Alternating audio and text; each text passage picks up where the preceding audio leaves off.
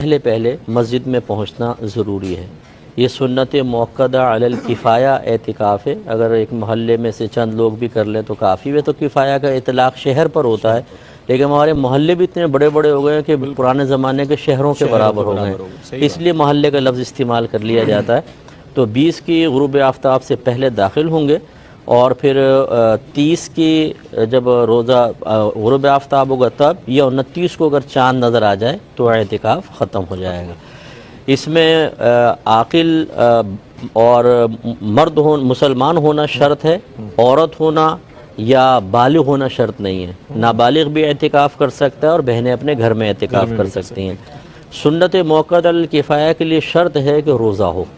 چنانچہ اگر روزہ نہیں ہوگا تو اعتکاف نہیں ہوگا، یا روزہ تھا اور ٹوٹ گیا تو اعتکاف بھی ساتھ ہی ٹوٹ جائے گا۔ اعتکاف جب مسجد میں داخل ہو جائیں تو اب فنائے مسجد کا مسئلہ ایک مختلف ہی مسئلہ ہے کہ بلا ضرورت اس میں جا سکتے ہیں یا نہیں جا سکتے، یا ٹھنڈک کے لیے غسل کے جا سکتے ہیں یا نہیں۔ تو اس میں اکثر علماء یہی کہتے ہیں کہ نہ جائیں، کچھ علماء کہتے ہیں جا سکتے ہیں، اور ہم بھی اس کی اجازت دیتے ہیں کہ جا سکتے ہیں، اس سے اعتکاف فاسد نہیں ہوگا، لیکن حتی الامکان کوشش کریں کہ روح اعتکاف حاصل کرنے کے لیے بلا ضرورت وہاں پر نہ جایا جائے۔ مسجد کے اندر اعتکاف جب کریں تو باتیں وغیرہ نہ کریں۔ اس میں آپ اذان دے سکتے ہیں، اس میں آپ کوئی چیز دینی پروگرام اگر بغیر آواز کے کوئی یوٹیوب اس پہ دیکھنا چاہیں اسکرین پہ دیکھ سکتے ہیں۔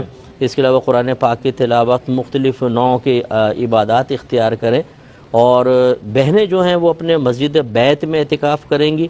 جس طرح ایک معتکف مسجد سے باہر نکلے تو اعتکاف بلا ضرورت باہر نکلے تو فاسد ہو جاتا ہے، ایسی وہ اپنے کمرے سے باہر نکلیں گی تو اعتکاف فاسد ہوگا۔ وہ اپنی ضرورت کے لیے تو جا سکتی ہیں، اپنا کھانا بنانا کوئی نہیں بنانے والا ہو یا واش روم ہے تو، لیکن گھر بھر کے کام کے لیے نہیں نکل سکتی، اعتکاف فاسد ہو جائے گا۔ اور کرائے کے گھر میں رہنا یہ کوئی زکوٰۃ کے ان کے لینے کے جائز ہونے کے لیے دلیل نہیں ہے۔ اصل یہ ہے کہ نصاب ان کے پاس ہے کہ نہیں۔ اگر بیمار کرائے پر رہتے ہیں لیکن ان کے پاس 7.5 تولہ سونا یا 52.5 تولہ چاندی یا اتنی مالیت کا کیش یا مال تجارت ہے، یا حاجت اصلیہ سے زیادہ یعنی ضروریات زندگی کے سامان سے زیادہ ان کے پاس کچھ مال ہے تو وہ زکوٰۃ نہیں لے سکتے ہیں۔ اگر یہ ایک تمام مقدار تھوڑی تھوڑی ہے، ان کو ملا کر 52.5 تولہ چاندی کی مالیت بن جائے تب بھی نہیں لے سکتے، اور اگر ان سے کم ہے کہ بالکل بنتا ہی نہیں، اگر کل مال ملا لیں 52.5 تولہ چاندی کے برابر تو پھر وہ بالکل مستحق زکوٰۃ ہیں، وہ لے سکتے ہیں۔ اور یہ بہن نے فرمایا کہ میں بھول جاتی ہوں تو سورہ اخلاص پڑھتی ہوں، کوئی حرج تو نہیں ہے؟ تو اس میں کوئی حرج نہیں ہے، نہ تو سورہ اخلاص کی زیادتی یا کثرت کی بنا پر معاذ اللہ بھول ہے۔ میرا مشورہ یہ ہے کہ فجر کی نماز کے بعد 3 مرتبہ سورہ الم نشرح پڑھ کر اپنے اوپر دم کر لیں، اور پانی پر دم کر کے وہ پانی پی لیں، لیکن ابھی تو یہ فجر کے بعد نہیں کریں گے، سحری کے ٹائم میں کر لیں تو انشاءاللہ اس سے حافظہ بہت اچھا ہو جاتا ہے۔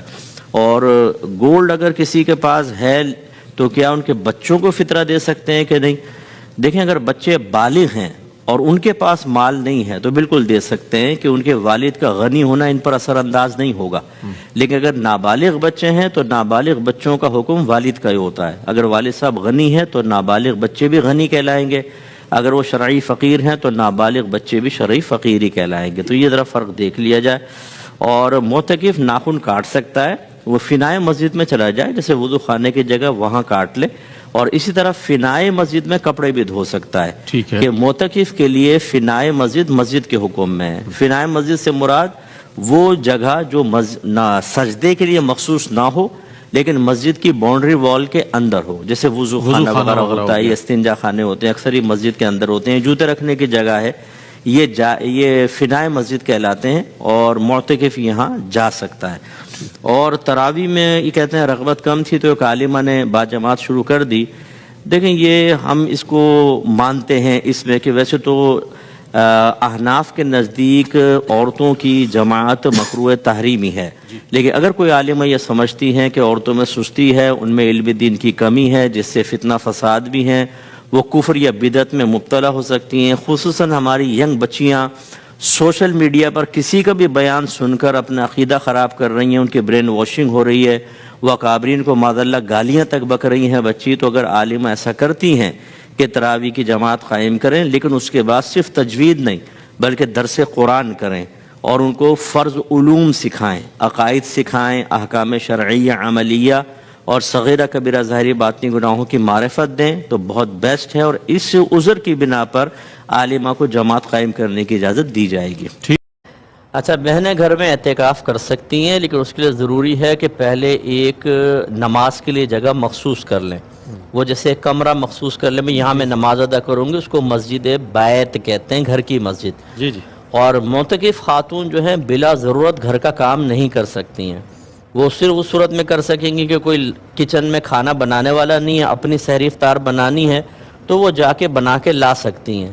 دیگر گھر والوں کی ساری افطار بھی نہیں بنا سکتی، اگر اس کے لیے ٹھہریں گی تو اعتکاف فاسد ہو جائے گا۔ اچھا، اگر کوئی اور گھر میں کام کرنے والا نہیں ہے تو وہ بہن نفلی اعتکاف بیٹھیں، پھر یہ سنت موقدہ والا نہ بیٹھیں، اس کی پابندی سخت ہے۔ ویسے ہی بیٹھ جائیں اور پھر جا کے کام وغیرہ کریں، پھر اعتکاف کی نیت سے وہاں بیٹھ جائیں، بس اتنا ہے۔ یہ نفلی اعتکاف ہوگا، سنت موقدہ اعتکاف میں باہر نکلیں گی بلا عذر کسی اور کے کام سے تو نماز وہ اعتکاف فاسد ہو جائے گا۔